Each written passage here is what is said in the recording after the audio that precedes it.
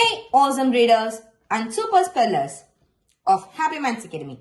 Have you ever seen a word with 4 letters that just make one sound? It is like a secret code. Today, we are going to crack the code and become masters of quad graphs.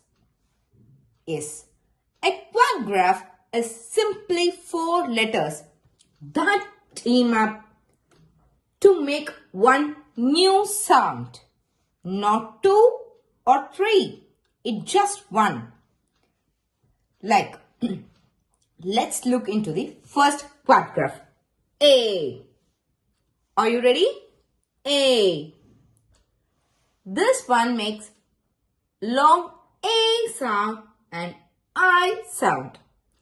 In the words like way, 8. I sound in the words like height, height, height. Now, for a tricky one, OUGH. It is a superstar because it makes lots of different sound. Let's learn few.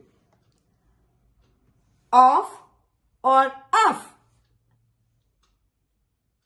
Off in the words like rough, enough. Off in the words like cough.